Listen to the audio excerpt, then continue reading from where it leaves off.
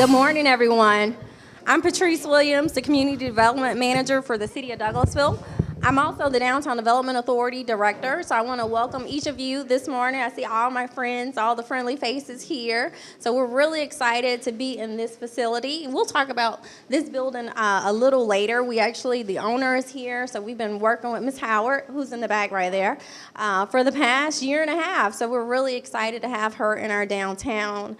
Look forward to hearing from you a little later. We're going to go ahead and get started. And we're going to start off with our police department. They're going to give us some safety tips here in the downtown. We've had some issues over the past couple of years, and I seem to be the point of contact, and Greg's going to fix that for me today. So, so if you give Greg your attention, he's going to come up and talk to you.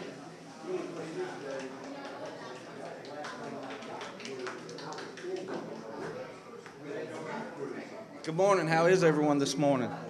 First of all, I want to recognize my boss, Chief Gary Sparks. Stand up, Chief.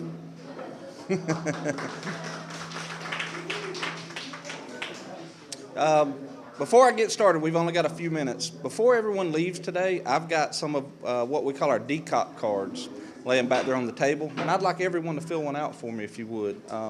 That's Chief Sparks' way of getting the business community where we can contact you with things that are coming up, such as town hall meetings and things that the police department's putting on. That is our motto at the police department. If you haven't heard it, we are one with the community. It's a partnership between y'all and us. So please fill one of those out before you leave. Patrice wanted me to let everyone know that one of the things we've been dealing with the last year or so down here in the downtown area is solicitation and homeless people. So if anyone has an issue with that, Patrice, where are you at? She's the contact person. Call her. No, don't do that. I'll get in trouble. Just a little on that. There are some things y'all can do to help us out as the business owners down here in this area. There are a lot of resources for dealing with the homeless. I looked a little this morning before I came down here. There's over 50 shelters in the metro Atlanta area. So there are a lot of things we can do to combat that. The one thing I've realized over 24 years with the police department, though, is a lot of the homeless are living that way because they want to. That's a sad reality, and it's hard to fix that problem when they don't want help. So, but there are a lot of shelters. A lot of the times you're dealing with mental issues that, require medical help. A lot of the business owners, you'll see them outside your store, and I know, like I said, Patrice gets a lot of calls. You can help us a little bit. Like we see them over in the parking deck. If you see someone sleeping in the parking deck, call us. Let us come out and check on them. It may be that they need to go to the hospital. It may need that they need some help finding a shelter. Like I said, we've got the resources for that. I know y'all don't have the time or the resources to find all that, but we do. As far as at your businesses, it's a moral and ethical question that each of us have to answer in our own heart, how we help the homeless and how we deal with the homeless. That's your personal business. It's not mine. It's not anyone else's. But I will tell you, if we offer them food at our business and we give them money and our customers are doing the same, they will come back. And usually they come back in numbers. So, that's just something to consider. There are some laws that we can help deal with that if you need help, such as criminal trespass. The answer, I will tell you 90% of the time, is not to take a homeless person to jail. We do it from time to time, but that's not the answer usually. So, but if it becomes such an issue that it's disrupting your business and we can't get around it any other way, we will do that. So those are some of the things. If you call Patrice, she's going to call me. So just call me. Let me come down there and deal with it. I started thinking about crime in the downtown area and what I needed to talk about this morning. I'll applaud you guys. There's very little crime in the downtown area. Shoplifting, it's non-existent down here. We don't hear of that in this area. Maybe a couple of the convenience stores. You guys do a really good job, and it's a testament to Douglasville and the leadership, because if you look in most of your surrounding small cities, the downtown areas are run down, and they're falling apart basically because the business and industry has moved out of downtown. This is a great area, and you guys do a great job with it. So that's something to be proud of. Some preventative tips for the business owners that will help us and it will help you in the downtown area. Have at least 2 employees open and close your business. You know, there's strength in numbers, and if someone's looking to prey on you or your business, they're going to be less likely to do so if there's 2 of you. If you're opening the business by yourself early in the morning and someone's wanting to burglarize or rob your business, if it's a female by herself opening the door, it's much more likely to occur than if you've got 2 people there. That's just a fact of life. Have an alarm system, have it monitored. That sounds like a no-brainer, but believe me, it's not. Silent alarms are great if you have one. I suggest you test it every so often if you have a silent alarm. Post signs that you have an alarm. Signs are great. A lot of homeowners post signs don't even have an alarm, but it is a deterrent. So make sure you do that. If you got a pen, write this number down for me. 770-942-3211, 3211. That is the direct number for alarm companies to Douglas County 911. That's something I think all the business owners need. You know, if your business opens at 7 every morning and you close at 10 every night, and it's that way every day, and you know that, why should your alarm go off and the alarm company call you, and then you have to turn around and call someone else, and then they call 911, and 10 minutes later the policeman gets there? If you know you're not there and you're not there at that time all the time, you tell your alarm company, call 911 directly. And that's what that number is for. Again, this sounds like something we all should know, but I promise you, up until I made captain in January, I was lieutenant over investigations, and we don't all know this. Have a working recording surveillance system. That is probably the most important tool you can help us with if we have to solve a crime at your business. We need video, and that is very beneficial. And I would say 40% of the time we go there and there's no video. Well, we've got a system, but it's not working. Or we've got a system, but we have no idea how to use it. Or we've got a system, but only the owner knows how to use it and she's at home in bed. You know, if we just had a robbery and 3 of your employees were held at gunpoint and this guy just left, and we may have a vehicle description, a tag number, and all on video, but if we can't get to it for 3 hours, that's not doing us much good. So that is important, the recording system. Keep a low balance in your cash drawer. Make drops often if you have a safe or deposits. You know, people pay attention to that. They come in, they case your business, and they look at that type of stuff. How much money has this guy got in a drawer? Because trust me, they look when you open your drawer. So keep a low a balance as you can in the cash drawer. I'm meddling a little bit here. Keep your business clean and well lit, inside and out. You know, if there are things you can do to keep from becoming a victim, and if your business is dark, if the alleyway's dark behind it, if you've got low lighting inside, I promise you a criminal's going to feel much more at ease coming there. On the same token, if you're a storefront shop and you have a cash register, a lot of times our officers will get out and walk these areas as much as we can, but we're also busy, so we don't always have time to get out and walk. So but they will ride by. They'll ride through your convenience stores, your shops 5 or 6 times a night. And the officers learn what to look for because they work that beat all the time. So they'll ride through, they'll look, make sure the cashier's okay, the cashier wave at them, everything's fine. But if you've got a lot of boxes and a lot of clutter on the counter between the window and the cashier, the officer can't see anything. So there are things you can do to help yourself. Greet customers as they come in. I know, again, that seems like a no-brainer, but talk to everyone that comes in your store. Make eye contact with them. Hey, how are you doing today? Glad you came in. Because if that person is a criminal and they're looking to steal from you, rob you, burglarize you, you just made direct eye contact with them, and they're going to think they have a pretty good idea what I look like. You know, that's easy things you can do to help yourself. All right, I know this is an issue downtown, so I'm meddling again. Don't prop your back doors open. Walk this alley back here any day you want to, or any night you want to, and half the business doors are propped open. You're asking for trouble. Shut your doors, lock your doors. I know some businesses have back entrances that customers come and go from. You can't help that, but it's not a good idea to prop your back doors open. That's just asking for trouble. Be observant. Pay attention to the people that are coming in your stores. if you feel like something's wrong, I'll tell you from being a police officer for 24 years, go with your gut feeling. If you feel like it's wrong, 9 times out of 10, something's wrong.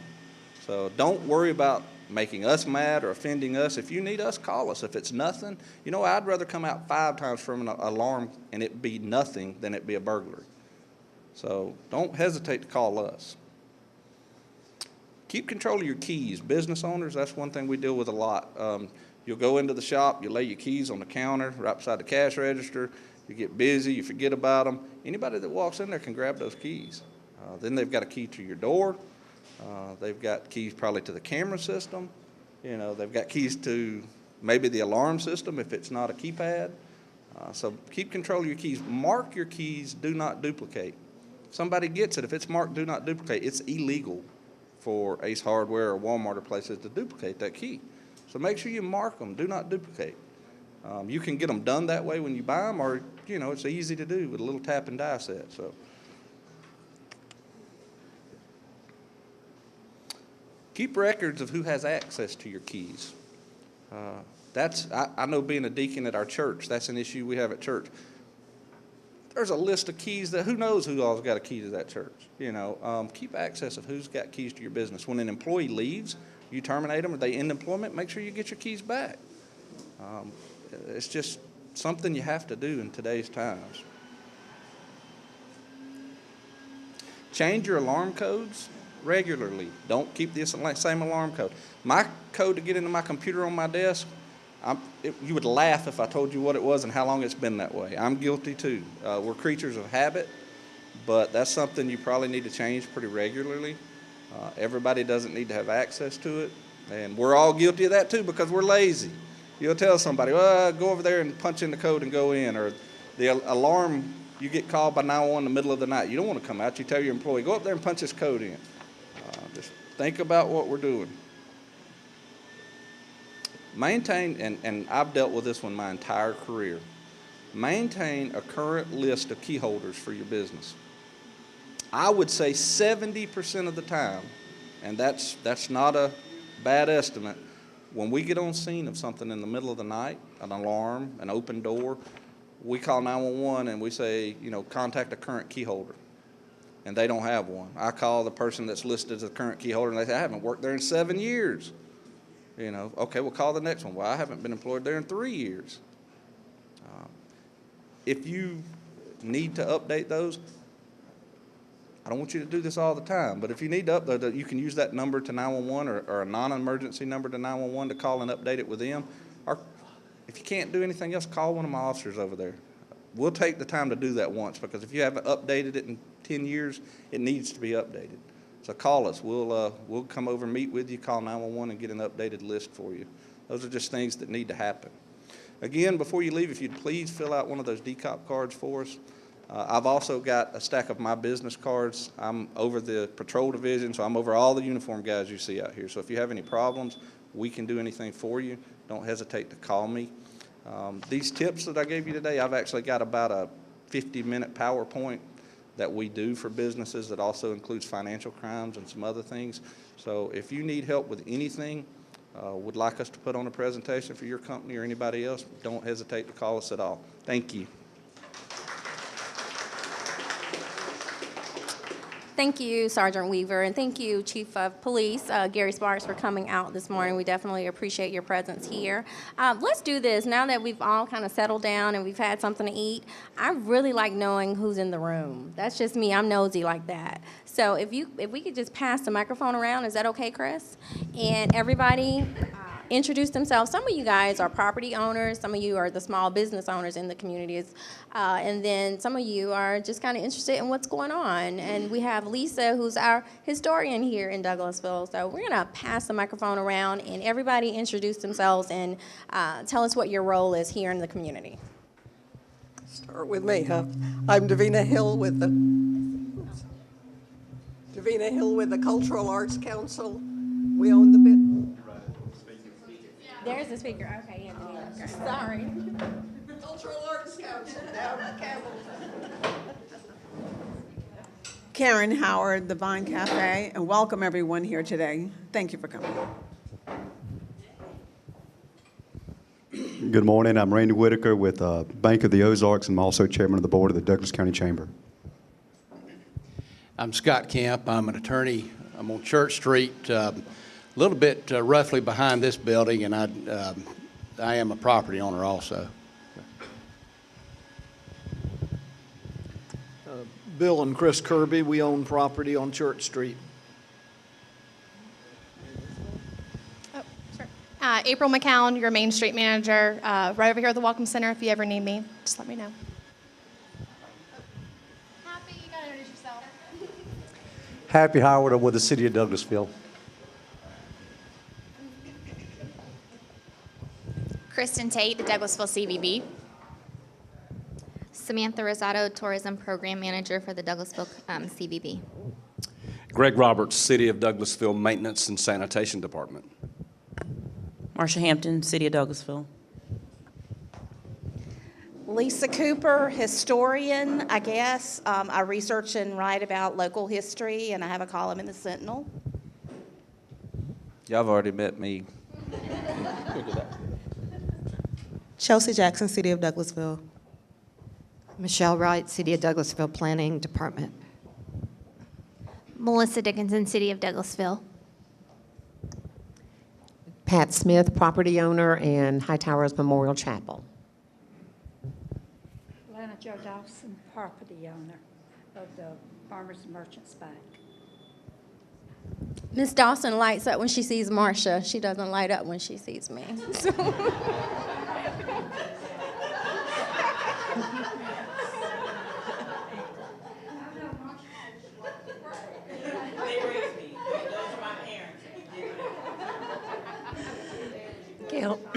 Gail Moore, small business owner and board member, CAC. I'm Shannon Belletti Photography, moved here last year. I'm also a teaching artist at the CAC. I teach photography classes. Brandon and Tiffany Thompson. We own several properties out here. I'm the guy that's trying to push for an escape room to help make downtown Douglasville a destination. So, thank you. Michelle Christ, I work at the Douglas County Economic Development Authority. Tanya Linzer with International Brokerage and property owner on Broad Street. Terry, did you introduce yourself? I'm loud. Okay. I'm Terry Miller, owner of Miller Architecture and Planning, also responsible for what you're seeing happening in the plaza right there. So yeah, anybody can complain about it, now's your chance. It will be done in a few months. So. Plus, it seems to be your office. And this was my office until a couple years ago. It did not look like this. Well, once again, thank each of you for coming out this morning. We try to have this meeting at least once a year. We used to do the property owner separate from the business owner, but we found that it would be that it was actually beneficial to combine the two. So we certainly appreciate you coming out. We'd love to have several meetings this year, which you all can participate in. We'll talk about that a little bit later. But the Downtown Master Plan is something that we'll be doing in the next few weeks that will afford you all the opportunity to see us a little bit more. At this time, we're going to have Greg Roberts come up. He's our Director for Maintenance and Sanitation. Greg has 3 minutes. You heard me say that, y'all. 30 minutes. I'll just put it right there. I talk loud enough. But I'm Greg Roberts with the Sanitation Department, and mainly I'm here to speak with you or to sort of fill you in and remind you on our sanitation services at the city. For those of you who are aware of how it used to be, if you think in your mind's eye where the conference center is and the parking deck sits where the municipal court used to be, and it was the old Southern Bell South building, an old brick building. And so I know the chief's glad to have his folks out of that building. I'm glad to have them out of that building. I'm glad that building's hauled away in roll-offs because it was a building to keep up with, let me tell you. But there was a big parking lot where the conference center is, and we had dumpsters over there. So you, as a business owner, operator, it was more of a burden for the restaurants, but you had to sort of walk your garbage down to the bottom of the hill to the dumpsters down there, and we were forever having spills and issues. So sometime in around 2010, There was discussion between myself and the city council and the mayor at that time and city manager at that time about the fact that we would be taking over commercial sanitation. And now that's dumpsters and roll-offs and aspects of solid waste on the commercial side. With the conference center in the planning stages at that time, we knew that we would have to come up with something else. We didn't want dumpsters on the plaza. There was a lot of discussion about how we would handle sanitation. We looked at other local governments. There were very few that handled it the way we do now, so we're a little bit of a standalone operation. There are a few cities that handle it, but I don't know of anybody that handles it quite the way we do. I think it's very customer friendly. You can always let me know if that is not the case. But for this conversation, Monday through Friday, I have staff that comes in at 6 a.m. and they're here till 12 a.m. Now that's 12 a.m. the next morning. And on Fridays and Saturdays, they're here till about 2 a.m. on Saturday morning and Sunday morning. The only segue or difference in this is on Saturdays, that group comes in at 11 a.m. and on Sundays, they come in at 11 a.m. So I feel like we have pretty good coverage. For the restaurants, we basically pick the restaurants up as needed. Every 2 hours, every 1 hour, every 15 minutes if that's what is needed. We remove the grease, all the solid waste, every aspect of what you have. We do like to keep the recycling separated. So for those of you who are a business, please don't throw cardboard, paper. One of the topics, and my lovely bride, we've been married this November, will be 35 years. We still discuss recycling all the time because she thinks the ice cream wrapper, you know, you pull the wrapper off your ice cream and she puts it in the garbage. I'm like, no, that's recycling. She's like, but it's got a little ice cream on it. Let me take you to the recycling center sometimes and you'll find out that that little bit of ice cream on that wrapper is insignificant. So unless, like a pizza box, you know, if you've ever bought a pizza, there's always a little bit of pizza left in the box. It's recyclable. Do not throw it away, please. That's not an order. That's a huge request. But that is recycling. Today is garbage pickup at my house. I live in the city, and my recycle bin is always full to the top. And there's about, my kids are grown, so it's just me and the wife. But there's only, you know, we don't even buy garbage bags anymore. So, you know, like the grocery store at Kroger and Publix and even Walmart, that's what we use as garbage bags. My 87-year-old mother-in-law taught me that. And so we don't even buy garbage bags anymore. You've always got to do something with those things. And so you'll look in my garbage container at my house right now, if the truck hadn't been there, and there'll only be about 4 garbage bags in there, but my recycle bin's full almost to the top. I'm an aggressive recycler. I want you to be as well, even as a business owner at your own home, particularly if you're in the city. We will handle those things. Am I good on time? So for the restaurants, we really want your garbage moving. We don't want it sitting there. If you have a situation where it's sitting there, you let us know. Now, the best way to get us is the main number, 770-920-3005. That's 770-920-3005. We love it when you email us. It's better, you can email me directly, but it's better if you email it to this global email address that'll copy about 10 people. And I expect them to handle it. But that is sanitation, just the word sanitation, at douglasvillega.gov. Sanitation at douglasvillega.gov. And if you email us that, I have Melissa Dickinson sitting back there at the window. She takes care of a lot of these issues without even leaving the office because we have about 52 employees. And there's always, just about round the clock, as I mentioned earlier, there's always at least one employee dedicated to you downtown Douglasville. You can, as Greg Weaver said a minute ago, you can contact Patrice and her group, but feel free to contact us directly. We want to have good communication with you as far as our service to you, and we're always looking for new ways.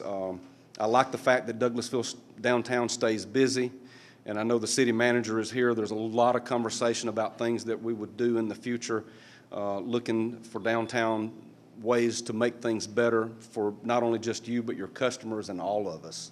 And your success, the city has no success without you. None. We have none. So we count on you being successful, and so we depend on that. Any questions? Thank you very much.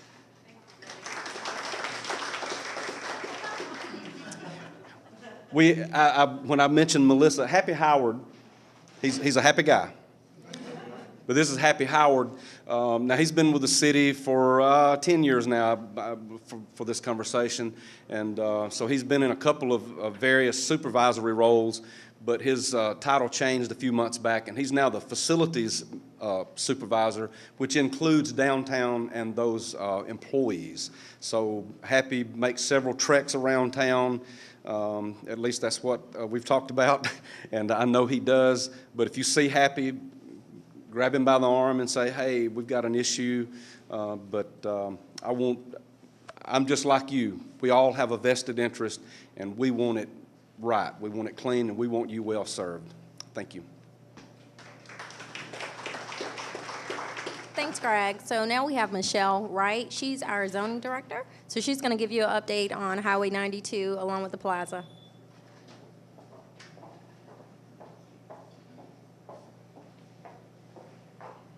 Good morning. I'm going to talk to you first about Ownio Plaza. And the city received a T grant, a transportation enhancement grant, which is transportation dollars with a 80% federal, and the city has a 20% match for approximately about $750,000 for the plaza. The project was designed by Miller Architecture, which is over there, and our consultant was Braun Cleveland and Associates. And we went through a process of what we call preliminary engineering, environmental, right-of-way, utilities to proceed to construction, which we now, as you see, have started the construction project.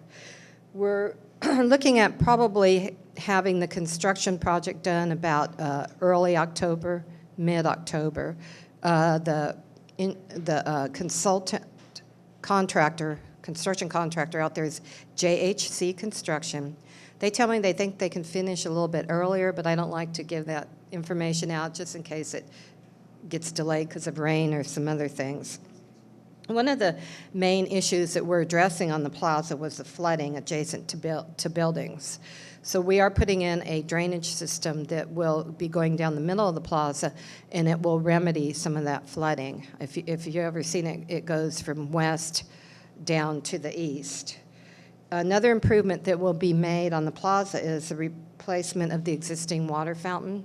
The existing water fountain, and Greg can attest to this, the pump was going out, bricks had to be replaced, it was leaking, and it was very old. So there'll be a new water fountain, water feature, and it'll be located up towards Church Street, more towards the conference center, and it'll look like and be more in line with the features of the conference center. Some of the other issues that we had were tripping with some of the different levels, and that the number of tents and events that we could get out there, and some of the electrical outlets and water spigots. So those will all be remedied, and we will also be looking at where we can do larger events with larger tents, and we can also put a multitude of tents down there to use the plaza. Also, we are making the plaza ADA, American with Disabilities, accessible. I have put a flyer up here that tells a little bit about the project up by the front door, if anyone would like to take one. And if you have any concerns or anything, please contact me, McHale Wright, 678-449-3052. That's my direct line. If it has to do something with the construction, and we can accommodate you. Is there any questions about the plaza?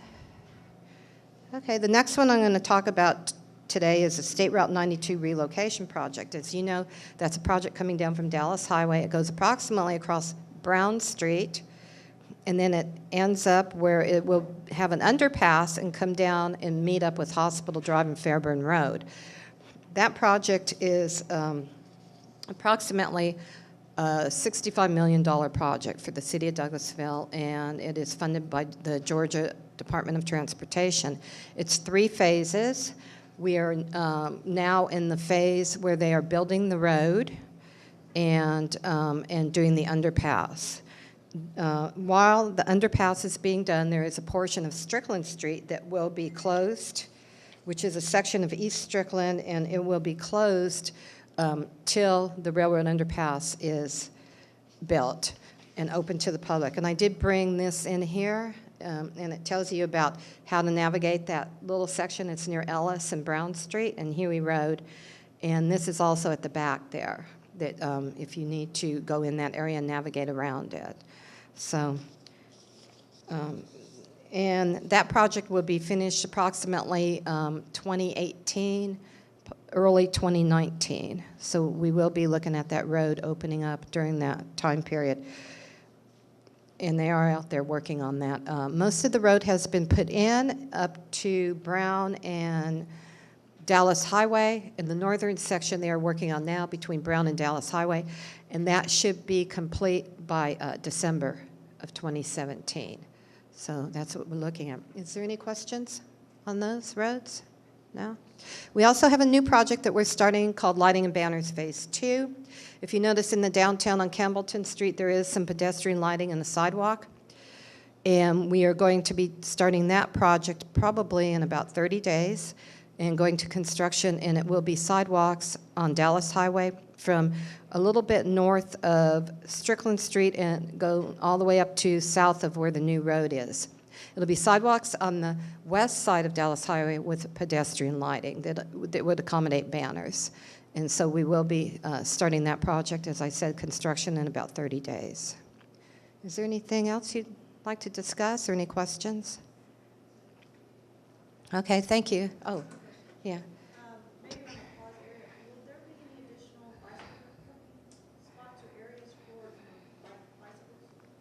We did not have bike racks in this grant because it's basically strictly a transportation grant.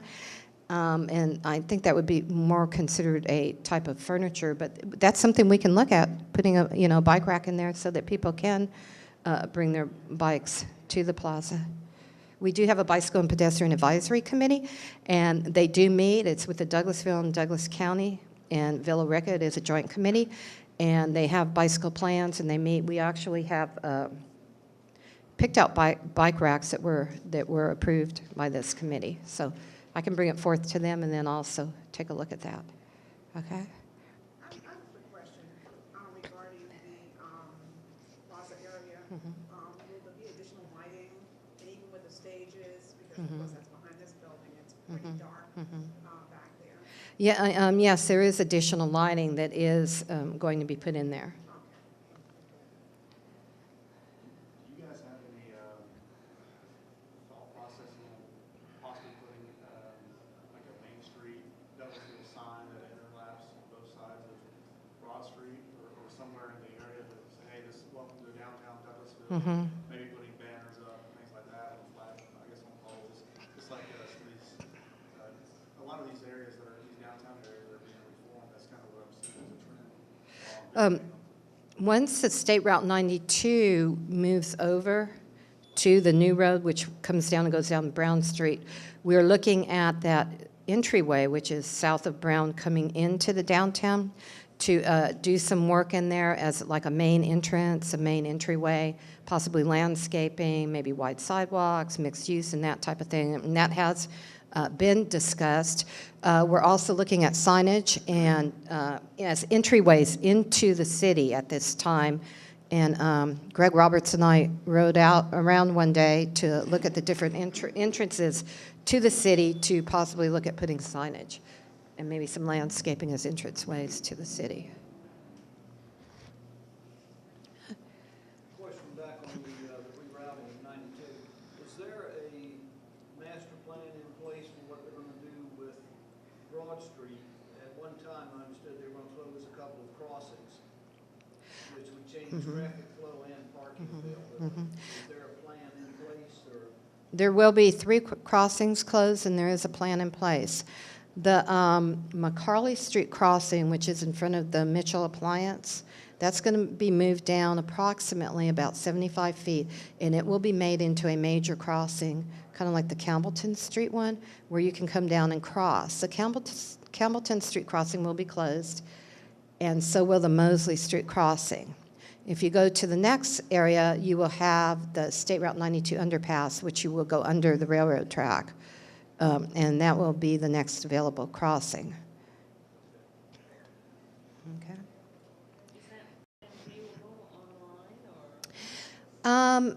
The Georgia Department of Transportation does have the State Route 92 project online, but I also have the plans in my office. If anyone would like to come in and see them, they are available.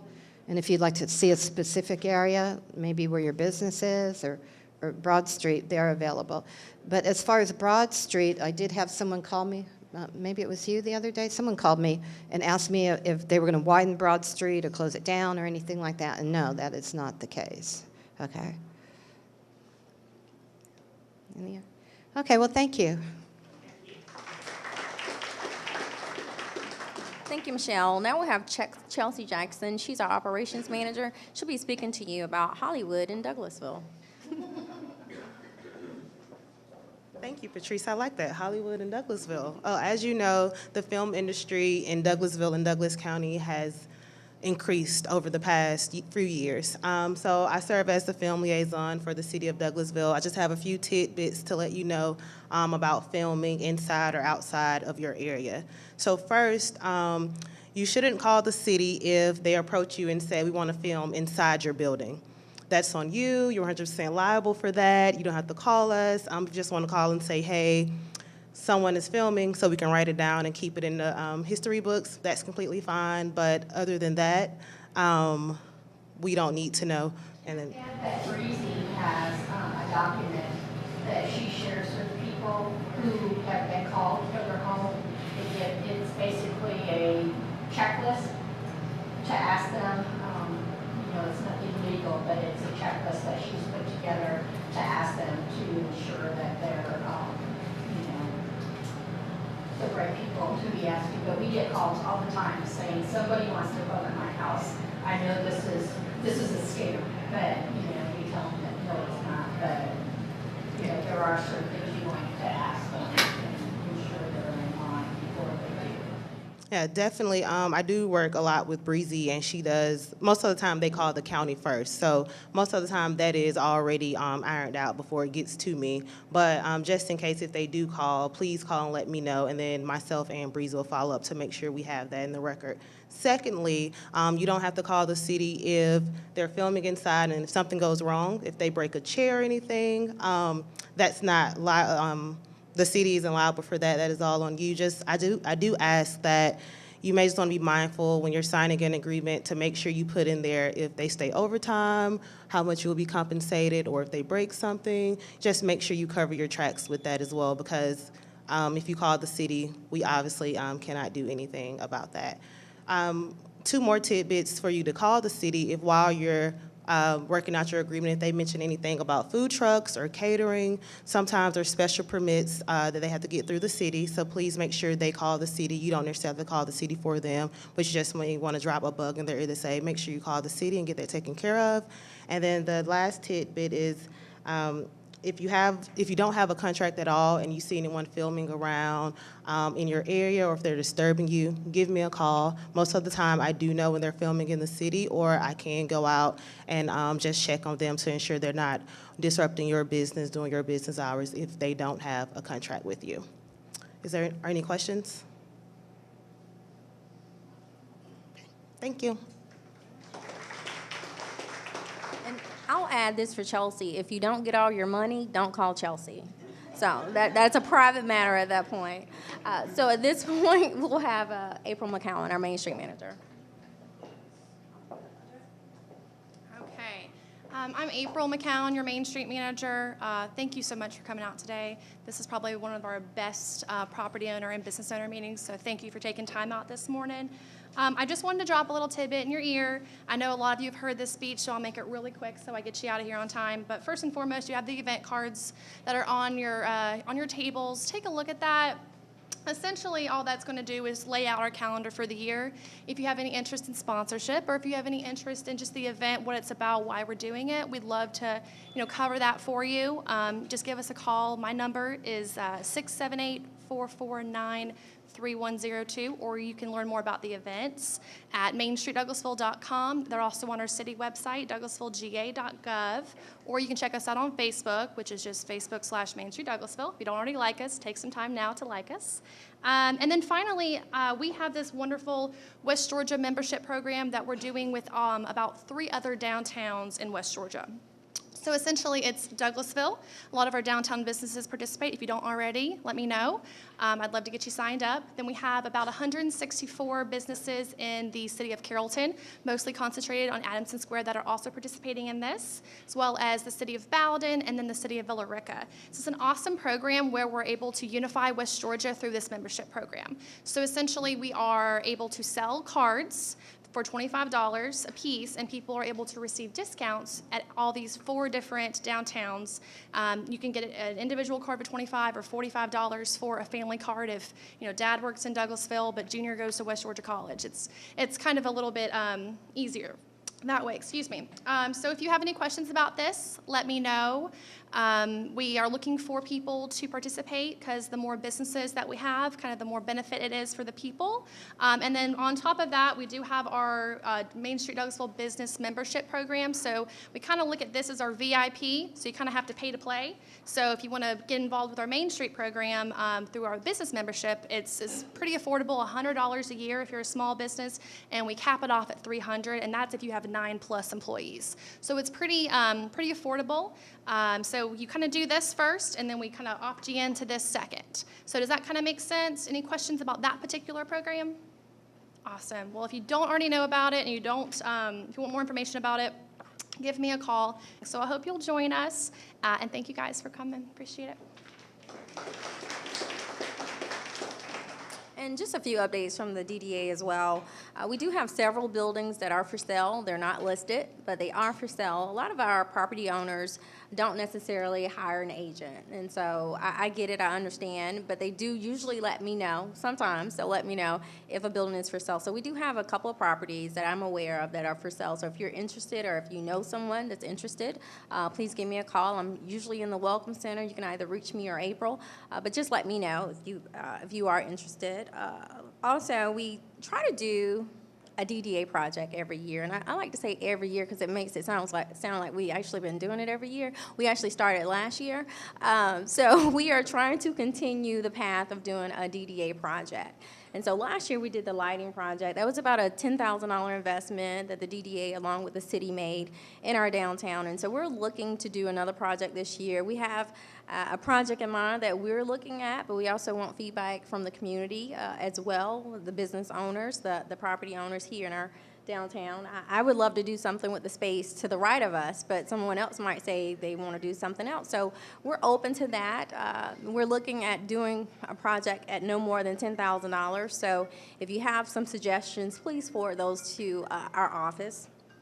We're also looking for volunteers. We have planners that look pretty pitiful right now. I'm sure you've seen them, and I walked past a few of them, and I walked past them too, Miss Kirby, and they look pretty sad. The issue is not money. We have a lot of property owners, businesses. Miss Dawson is one of those that like to contribute to our downtown. It's just getting out there and planting them and keeping them watered. We can pay somebody to plant them. We did that last year. The DDA spent a good bit of money planting the flowers. It's the water. Watering, particularly last summer when it was extremely warm, we try to encourage the property owners, if it's in front of your building, will you step out there and water it? Some of them will do it, some of them won't do it. So we're gonna try it again this year. We're gonna get some volunteers. If we have to pay people, we'll do that as well, and plant some more flowers, and just encourage the businesses to adopt a planter. would you please step out and water? Because one of the issues we have, April and I, we kept the roses alive in the alley, but for the grace of God, last year, and that was a lot of money. And you have to think about this. This is an investment, so we can't keep buying flowers and they die. And so we kept the roses alive last year. We bought a little water tank that we were able to carry around, and that helped. But the planters are just totally different when you have 24 stretched out on Broad and Church Street. So if you're interested in helping, please let me know. And we do have the facade grant. Again, Ms. Howard is actually the recipient this first half of the year, and then we're going to do a second one in the fall. So we'll be soliciting applications. The facade grant is essentially used to help you improve the front of your building. That can include paint, a new sign, lighting, whatever the case may be, but it's on the front of the building, not the back, the front. So we'll probably have that next round starting September through November. So if you know anyone interested that would like to participate, please let me know as well. Okay, and then we have the Downtown Master Plan. That is coming up. The Mayor and Council selected TSW, and they will actually be out at the Ultimate Block Party collecting information from the attendees. We thought that would be a good start for them. We had a great turnout last year, and we anticipate another great turnout this year. And so they'll be collecting information. What we have next on the schedule for them officially is May 2nd. It's going to be a community engagement meeting. I would love to invite each of you to participate. It's from 5 to 6 in the conference center. Again, it's May 2nd from 5 to 6, and they'll be collecting information, I guess doing maybe a charrette. Not really sure of the agenda, but everyone here is invited to attend. Just RSVP with me. Definitely let me know you're coming, and we'll take care of all arrangements for that. We also put a little card out in front of you, half-sheeter here, with 8 questions. I started off with 3, and then I just kept adding, I'm sorry. But if you would take the time to respond to this, I think this will be some good information that we could forward to the consultant that can help facilitate the conversation as we move forward. The master plan will take several months. We're going to start again the last week of April, officially May 2nd, and I think it will conclude in October. So there will be a number of meetings that it will include hearing from you guys, presenting to mayor and council, and so on. But I think it's going to be, we're going in the right step. We definitely need a blueprint for our downtown when it comes to economic development, what that vision is, what it looks like, and something that everyone can get behind. That includes the individuals that own businesses here in our downtown area, the property owners, and of course, mayor and council.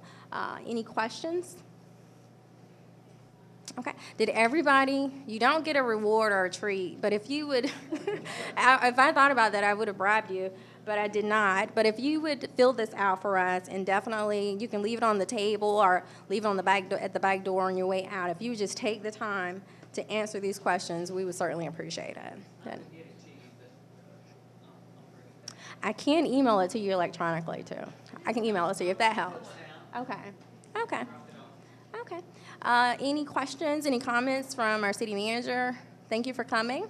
Thank y'all. It's good to see a lot of friendly faces. So, as I said, Ms. Pat, Ms. Landra Dawson were on the DDA board, and it's great to see that they're still involved, as well as Terry Miller. So, I would say continue to stay involved. Those 3 individuals, I can tell you, working alone, and as Greg mentioned before, that you do matter. And those 3 individuals, I can tell you, we've dealt with Georgia Power utility poles, a jail, a master plan, pavilion on the plaza, all of those things, and all of those things happened in the 14 years that I've been here at the city, and a whole lot more. So if you don't think that your voice matters, it really, really does. So I would ask that you continue to participate. If this is the largest, I would say knock on your neighbor's door and say, hey, come on out, and can you come to that meeting? There was a wealth of information so that you can continue to grow this group. One thing I will say, note with the master plan, for those who were with the prior master plan, we're going to do things a little bit different. So lessons learned from the past, and my intent and my goal through that process, guiding the mayor and council, is that we will address the things that Mr. Kirby mentioned, which are access to downtown, and you should look to see very specific projects that are driven from that planning process. We do have SPLOST money, not a ton. Greg already just stole a ton of money when we sat down and talked about streets and repaving, but we do have some money to do some projects in downtown. So if you're not participatory, your voice cannot be heard. So I can't encourage you enough to continue to come out. I hate that I can't come to a lot of these things as much as I enjoy. Miss Lana Jo and I used to spend pretty much every week together, as well as Miss Pat Smith. So that was probably one of the best things I've been able to take away from this job and working with the city is being able to touch the people. So continue to come out, continue to share, continue to be a part of the process, because we really do need to hear from you in order to know and to have the city leadership grow. For those who have a business here, who have a residence here, one of your downtown representatives, as far as elected officials, will be on the ballot this November. So be a part of the process, let your voice be heard, and again, continue to support. And I appreciate all of the support that you offer to us as the city officials and staff. So thank you. Appreciate your attendance. Thank you, Marcia. Also, I did say, Ms. Howard, I wanted you to say a few words about your project here, if you all don't mind. Yeah. You can say more than hello. Well, first of all, I just want to thank everyone for coming out, and I will say this has been a labor of love, and working with Patrice has been just simply wonderful. She is truly an asset, and every time I pick up the phone call, pick up the phone and make a call to her, about what's happening or what about this, that, and the other thing, answers every single question and goes, way beyond what I would expect to help. With this particular project, with the, oh goodness, it's the DDLRA, I guess, the loan, filling out the paperwork and everything, I thought, okay, this is going to be a whole lot to do and everything, but with her assistance and asking questions and everything, filled out the paperwork, we were able to get the loan in order to obviously transform this place into what you see today. And I encourage anyone out there who would like to do the same thing. It's a pretty simple experience, but you get a lot of support, and it's just I don't know. It's just been an awesome experience at this point. At first, it was, I had lots of questions and everything, and being new to Georgia and in Douglasville for almost 5 years now, and seeing that this was available, took advantage of it, decided to purchase a building, and here we are. So that's pretty much it, but I'm real appreciative. Oh, a little bit about this place. Okay. You want to know everything? I wanted to tell you about the loan, but our hours will be open from 11 until 8, and that's on Tuesday through Friday, and 11 till 9. That's on Saturday.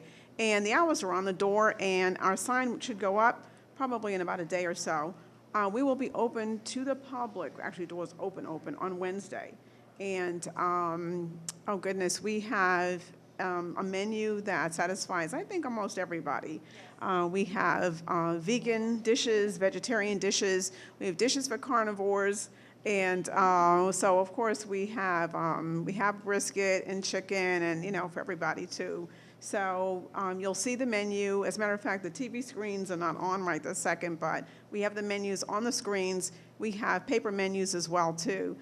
We've kept the menu kind of like under wraps, for a bit, and but we're ready to release everything. But it's an exciting time, and I encourage you to tell your friends and everyone. And also, on the table, you see a little coupon here, and it says free dessert with the purchase of any entree. So please take one of those, and I encourage you to come back. And our chef is back there. Would you ask Veronica to come out? Chef Lassane is she's an awesome chef. She's prepared everything here, and typically we don't do breakfast, by the way, but we do have some breakfast items on the menu because we open at 11. So if she can just kind of wave, Veronica, this is Chef Lassane.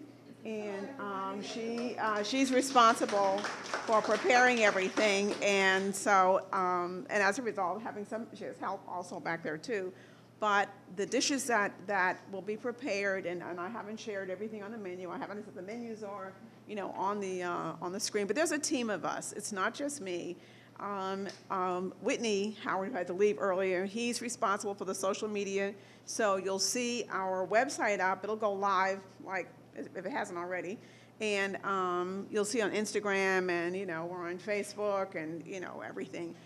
Additionally, Wally, who's back there, raise your hand, he handles all the finances. So he's the one I run to in making sure that, all the P&L statements and everything running the way they should. So like I said, there is a team, and they pretty much tell me what to do. So, but it's a great team. So, and also the gentleman who's back there, Reg, you gotta wave your hand. Someone asked the question, they said, what was the vision behind the way this place looks here? That's the brains behind it. He definitely, that awesome fireplace and the tray ceiling, and I have to give him all the credit for that, and the shelving and everything we have here, amazingly done. And the social media guy, if you notice, back here, I love the train, but back here behind the counter, there's a graphic, and it's of the, the downtown area, and our historian who we have here sat with Whitney and shared pictures and everything, and so he pulled it all together, and so we have this graphic here, and so if you get a chance, go up, take a look at it, and you'll get a chance to see what Douglasville looked like many, many years ago. So actual people, real pictures and everything. But thank you so much, and appreciate that. Yeah. Thanks. I want to talk about the grant. Well, and since Ms. Howard did mention the DDRLF, which is the Downtown Revolving Loan Fund, this is something that we really try to push on everyone. But if you've not heard about it, it is offered through the Georgia Department of Community Affairs. We are eligible to participate. It typically is a 3% interest loan, but for us, we're a Main Street community. You can get it at a 2%. They try to look at it from a perspective of a 50-40-10. 50% has to come from your lender. 40% comes from DCA, and 10% comes from the developer. And so that's a starting point. The numbers are never exact, which Ms. Howard knows that, but that's where we start when we start looking at the application. So if anybody is interested, I think I've tried to send a couple of people to Randy. A lot of people are excited, and then they kind of fall off. But if you do know anyone that's interested, certainly give me a call. We would love to work with them. We're pretty excited about being able to participate in the statewide program. So any other questions? All right, well, we are adjourned. Thank you so much.